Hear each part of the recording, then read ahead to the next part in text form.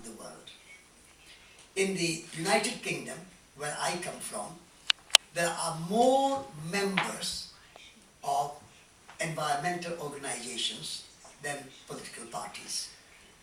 If you put together National Trust, WWF, Greenpeace, Friends of the Earth, Soil Association, all these organic, environmental, ecological organizations and movements, and then smaller, not so much organizations, but movements such as permaculture, transition town, slow food, slow city, slow architecture, all these movements are already there. So we don't need to wait for a trigger to happen. Already we know the right kind of direction, and the 6 classics which we are presenting here through this foundation already have a philosophy, already have a science. Gaia science is already there, and quantum mechanics is there, and deep ecology is there, and systemic thinking is there, and complexity is there, and emergence is there. So many ideas, so many books. So we don't need to wait for any trigger. We need to act, and the action is to live it. Be the change you want to see in the world, as I already said. So I think let's join those great philosophical, scientific, ecological, organic movements and bring those things in our lives. And when you have those in our own lives, then communicate it. At the moment, we don't know how to communicate. In the 60s, we had tremendous movement for singing and painting and music and dancing to bring the freedom, the civil rights movement, the women's movement, the feminist movement, the vegetarian movement, all those. But now we don't have the skills of communication. So we need to learn to communicate these ideas in many different ways, in music, in poetry, in painting, in speeches, in books, in many ways. So first step is to live it. Second step is to communicate it. And if 100 people here communicate with 10 other people, there will be exponential growth. And those 1,000 people communicate to 10 other people, there will be further exponential growth. So we need to go out and communicate and not wait for any leader or any trigger. The third question, which I already said I cannot answer, but the fourth question is about my background with the Jain and the Gandhian movement. My mother was a Jain, and she used to say to me, as an ecological religion, that learn from nature, not about nature. When you learn about nature, nature is distant, nature is separate from you. It's there, and you are studying it, it's an object of study. But when you learn from nature, you have a relationship.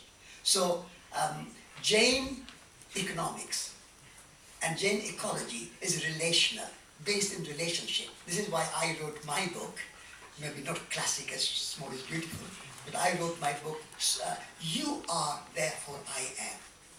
The Cartesian idea of I think, therefore I am, cogito ergo sum, mind over matter. Yeah, I went to your culture center here in Belém, and the culture center, mind over matter. This is completely wrong. Mind and matter, not mind over matter. Mind and matter. Matter is as important as mind.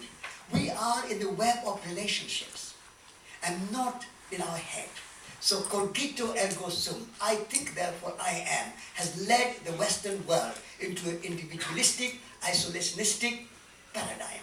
We need to shift this paradigm, and Mahatma Gandhi and the Jain principle is a principle of relatedness. We are all related.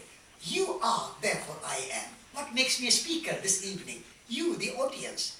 We are because the earth is, the sunshine is, the rain is, the clouds are, the trees are. The earth is, therefore we are. We live in the web of relationships, and that is the essential principle of Jain. And if we live in relationship, we have to live non-violently. In Buddhist, Small is Beautiful, Schumacher has talked about Buddhist economics. You could be talking about Jain economics, because the idea is the same. Maximize your well-being and pleasure with minimum of consumption, and minimum of destruction. Minimize your needs and maximize your well-being. That was, so my mother, I was telling at lunchtime, my mother would make a list of 20 items to eat, and no more than 20 items. And maybe tomorrow she will start to eat only 18. And she would say, I can enjoy the food. I don't have to have many items. What are items I'm eating? I just take pleasure. Mindfully I eat and enjoy, take pleasure. Buddhism and Jainism are not against pleasure. They are not against joy. They are against craving. And that craving, as you will read this more, is beautiful, is what is in the Western world and in the modern world today. We are craving for more. And our house is full of stuff. We ignore it and we go and buy more and put it away and we forget it and go and buy more. So there's a craving which is destroying our modern world. So Jain principle and Gandhian principle is that there's enough in the world for everybody's need, but not enough for anybody's greed. That was Mahatma Gandhi. That Schumacher was influenced by Gandhi. Schumacher was influenced by Buddhism, Buddhist economics. That chapter, if you read in the book, you will see that we have plenty. One seed you plant, one olive seed you plant in the soil, and that tree comes out. For how many 100 years that one seed will give you millions of olives. Literally millions of olives for 500, 600, 1,000 years from one seed. There's the abundance in nature.